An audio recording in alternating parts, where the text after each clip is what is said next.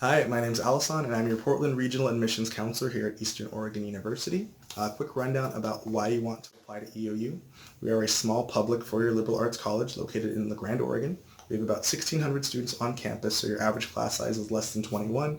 We have NAIA sports, so we are about the size of a D2, but most of our funding goes towards the athletes and their scholarships. That's the biggest difference. There's a couple more. But also, we are generally focused around the undergraduate experience. So if you're looking to get a job after college or enter a graduate program or even an internship, our focus is around that for our students, so you really build that relationship with your professors. If you like the outdoors, we have phenomenal hiking, skiing, snowboarding, kayaking, canoeing, rock climbing, swimming, camping, all that fun stuff outdoors, literally minutes away from campus. And then if you're more of an indoors person, we have awesome clubs and organizations like our One Up Game Club, which gets scholarships and funding to compete nationally in video games. So there's lots of different things to talk about. We're going to start with a quick campus tour and then go into some more details. Thanks. All right, so right off the bat, we're just going to do a quick fly through of campus, looking at some of the buildings and what each of them offers. So first up, we have Inlow Hall, which you will find admissions, financial aid, student accounts, as well as Student Career Services Center. And right behind Inlow, you can see a little peak of Mount Emily Recreation Center, so not too far away from campus. Up next, we have Badgley Hall, which is the hall for most of the sciences, so computer science, psychology, chemistry, biochem. Our OHSU nursing program is also housed here. All right, closest to us, you can see the library as well as LOSO Hall right behind it. So LOSO will have any class that you need in regards to English, creative writing, mathematics, theater, or even things like welding and stage working, and also the tutoring center for students. All right, so next up we have the Hoke Union Building, or Hub, HUB, of campus. So this is the only building that doesn't have any sort of classrooms inside of it. On the first floor, you will find Max Grill, which is a great place to go for a quick bite to eat. So pizza, chips, burgers, coffee, soda, snacks, quick bite on your way to class. As well as on the first floor, you'll find the Outdoor Adventure Program to rent all of your outdoor equipment. And on the second floor, you'll find the Mountie Cafe, which is a little bit more buffet style. So you go, you swipe your card one time, and then you deduct one meal, and you could eat as much as you care to eat. So it's a great place to go for food, one of my favorites on campus. And also on the second floor, you'll find residence halls, as well as getting involved with student activities, clubs, and organizations, as well as our multicultural student center. All right, and just behind Hoke, you can find Quinn, which is our athletic building. So anything you need for sports will be here. The coaches' offices, as well as a couple of classrooms, our indoor rock climbing wall, basketball courts are all located here in Quinn. And right behind Quinn, you will see our community stadium. And to the left of that is our track and field. And actually, we are really excited to have the first indoor track field house coming in the next few years to Eastern Oregon University. Okay, so now in order of the buildings that are closest to us, first we have Ackerman Hall, which actually used to be an elementary school. So this is a lot of our teaching programs, economics, history classes, as well as a few math classes. A little bit further on, you have Zabel Hall, which is for any student looking for physical activity and health, as well as fire service administration and business class, as well as a few others. And then right behind that, we have Allocate, which is predominantly upperclassmen, non-traditional transfer students and international students housing. And just to the left of that, we have North and Doherty Halls, which are for predominantly freshman incoming housing. All right, so moving on just a little bit, you can see more of campus as well as the heart of the Blue Mountains where we're located in Eastern Oregon. The elevation is about 9,838 feet with an area of about 15,000 square miles. So it's a phenomenal place to go if you like being outside. All right, so here we can see LaGrande in relation to the rest of the state. So coming from Portland, we're about 4 hours east on the 84. From Bend, we're about 5 hours. From Boise, 2.5. And from Seattle, about 4.5 hours. All right, so up next, we have a quick picture of Wallowa Lake, which is about an hour and a half further east of campus. Anything with the outdoors for parasailing, hang gliding, stand-up paddleboarding, kayaking, canoeing, this is the place to go. So if you were to take a full lap around the shore, it's about 8.2 miles, and they have over 200 campsites that are open year-round for students to rent out. All right, and for any student looking for a slightly colder experience, Anthony Lakes is probably going to be perfect for you. It's about 45 miles south of campus, so it's a great place to go if you're looking for a quick day trip for skiing or snowboarding, snowshoeing. There's also foot trails as well as equestrian trails right over at Anthony Lakes, as well as year-round camping. And finally, we have Morgan Lake, which is about 2 miles from campus or 10 minutes uphill, so not far at all. It's about a mile circumference if you take a full lap around. There are no motors or engines allowed on the water, so it's a much more tranquil, quiet place to be and just have some serene peace and quiet. Swimming, kayaking, paddleboarding, fishing, magnet fishing, those are all really popular activities at the lake. The lake offers a good place to practice any sort of open water swimming, especially. It exists within an actual park that's owned by the city of LeGrand, so it's free for the public to use at any time. All right, so here we see LeGrand, Oregon, which is about 13,000 people. We are the largest town in Union County, which is kind of cool. In the back, you can see a little bit of Mount Emily, which is about 3,600 acres of just outstanding forest recreation. It's only 2 miles from downtown LeGrand, so not far at all. So in the Pacific Northwest, we are actually one of the smaller schools, public or private, with only 1,600 students on campus. So you get a lot of that face-to-face, one-on-one time with your professors.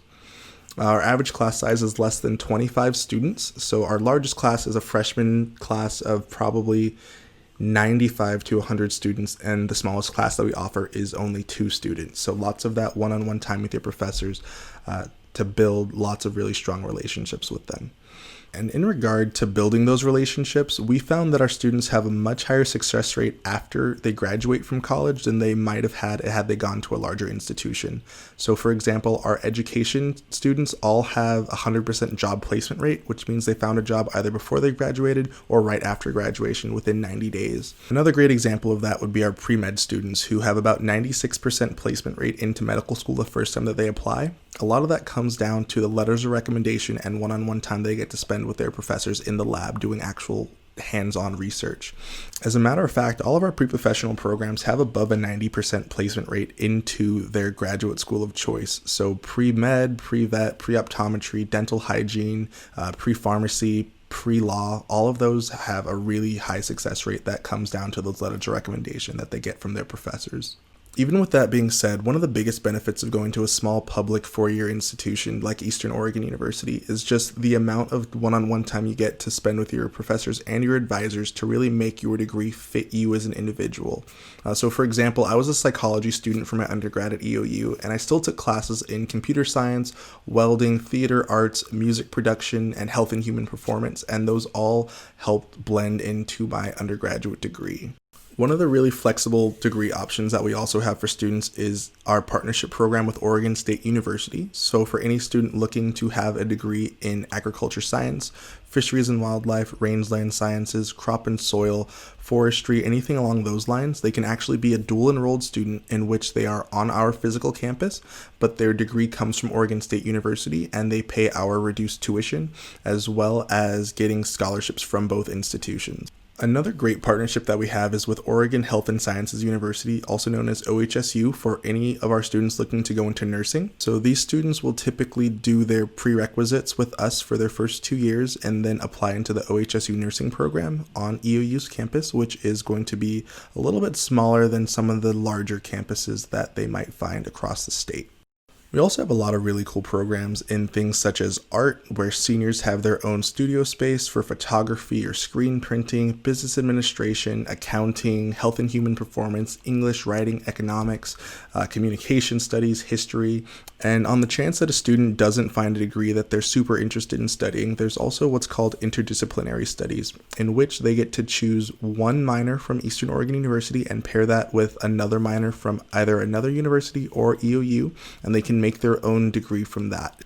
Okay, so moving on to student support services. There's a lot to unpack here, but the long story short is that anything that we can do to make you a better student will never be at cost to you.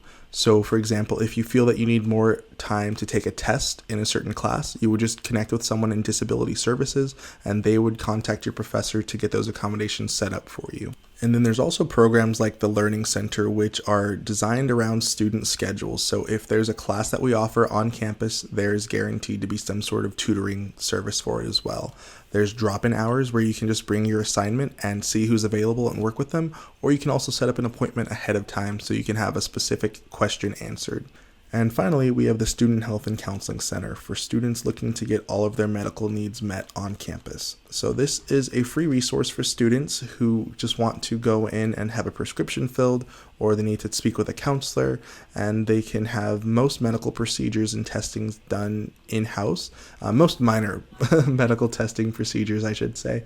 And they also do referrals to other medical professionals in the town of LeGrand if it's something that they can't handle in-house. And so one thing you may have noticed throughout the presentation is just how much more student-oriented we are. We really want our students to have the most collegiate experience possible that's really shaped and formed for them as individuals. And one of the best ways we really get to build that student's sense of individuality is the amount of extracurriculars that we have and offer on campus. So just for example, we have one of the oldest Native American powwows in the state that's actually hosted on our campus, so we're really honored to be a part of that. We have ROTC that students can get involved with, theater arts, visual arts, as well as our One Up Game Club, which is one of the only esports teams in the entire state who get to compete and get scholarship funding for the video games they get to play. In addition to lots of outdoor activities, we have the only accredited trap shooting club in the state, so they travel nationally and compete for scholarship funds as well. So one of the key takeaways here is just how easy it really is to get involved on campus as a student. And on the off chance that we don't have a club or activity that you're interested in, you can get one started yourself. It's a very straightforward process of having yourself, a friend, and an advisor, and you can put forward a proposal to start your own club and start getting funding to have meetings. So as easy as it is for students to get involved on campus, there are tons of different opportunities for them to be involved off campus, such as our study abroad program. So any student who's looking to travel the world, this is a great time to do it, and it is the most affordable time you will find in your entire life. So most students really just pay for their plane ticket there and back, and there are programs in every single continent except for Antarctica, so sorry about that. But basically, we have scholarships for students to study abroad. Anywhere that you want to go, we probably have a program there or somewhere very, very close. And for students looking to stay a little bit closer to home, we actually have a domestic student exchange program in which you can go to another university in a different state. So if you've never been to the East Coast or want to go spend some time in California, you can do that as well. Typically, students who are studying abroad and domestic exchanging study anywhere from 3 weeks up to a full year. It really depends on where you want to go and for how long. And next up, we have one of my favorite slides to just present about with the Outdoor Adventure program. Anything that you want to do outdoors, we likely have the connections for you to get involved. So hiking, skiing, snowboarding, kayaking, canoeing, rock climbing, swimming, all of that is free for students. You literally just show your student ID and you can check out the equipment from campus at no additional charge. And you can also earn college credit in those programs as well. So if you've never gone skiing or snowboarding, you can take a beginner's class, or if you're really, really good, you can take an advanced class. But also classes like kayaking, wilderness survival, and a minor in outdoor recreation and leadership for any student who really wants to get involved with these programs. Another great way to get involved is through our athletics program here at EOU. We compete in the NAIA, which stands for the National Association of Intercollegiate Athletics. We are about the size of a D2 school, but our biggest difference is that most of our money goes towards scholarships for our students. So EOU actually has about 15 different sports teams on campus, which means about 25% of our students are actually student athletes at the same time. The two newest sports that we offer for 2020 are women's lacrosse and men's baseball, so we're very excited to add those onto the roster. So up next, we're going to talk about living on campus, and you are required to live on campus your first year, but we do find students have a much higher success rate just having a built-in network of other students that they can talk to. You're likely going to have someone who's in your major who lives in your hall that you can connect with to do homework or projects outside of class, as well as lots of different activities that are built into the housing. So one of the aspects that really sets our students up for success in living on campus is just the way that the residence halls are laid out. For example, at a larger university, you might actually share a bathroom with 70 or 80 other students versus here at EOU where you're sharing your entire living space with up to 4 other students living together in one suite. So everything that you need to live on the day-to-day is included. So things like your refrigerator, your microwave, sink, bathroom area, cable, Wi-Fi, those are all included with every single suite. So there are a couple different options for students as they live on campus. The most luxurious would be the single room in which they have about 100 square feet to themselves within a suite. And then most students choose to go for the double, which is a larger room and still about 100 square feet per student, but you're just sharing that living space with another person. And then next year, so fall 2021, we're looking at introducing the social triple, specifically for students who are looking for the most economic value possible. And speaking of value, honestly, we are one of the most affordable 4-year institutions in the Pacific Northwest. So students coming from Oregon, Washington, or Idaho all pay about $9,400 for the full year of tuition. So that's assuming that you're taking a full 15 credits per term. Even for students coming from outside the tri-state area, but still in the Western 15, we are really economical as well with our Western Undergraduate Exchange tuition, or WUI, of about $13,290 for the entire year, especially when comparing in-state options. Even students from outside the Western 15 states as non-residents still can find EOU as one of the more economical choices, especially when comparing the amount of scholarships and financial aid that each student receives each year. So moving on to requirements for admission, freshman students are required to have a 2.75 GPA, and transfer students are required to have a 2.25. One question that I get quite often is what's the difference between social science and natural science? And so natural sciences will be classes like chemistry or biology or geology, and social sciences are more involving people, so psychology, economics, or history. Another quick clarification is that to be considered passing, we need you to have a C- or higher. Some high schools consider D's passing, but unfortunately at Eastern Oregon University, D's do not count towards a passing grade. So let's just say, for instance, one term your GPA slips below the requirement or you're missing a couple of the classes.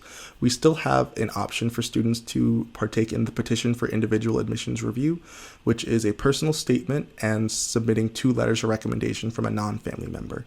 You can feel free to send your personal statement to me and I can revise it and work with you, and then the committee meets once a month to make the ultimate admissions decision for you. Okay, so once all that is handled, the application is fairly straightforward. You need to apply online. There is a $50 application fee, which you can defer, which means I will not pay this fee today, but sometime before I start classes in the fall, I will pay this fee either through financial aid, scholarships, or out of pocket.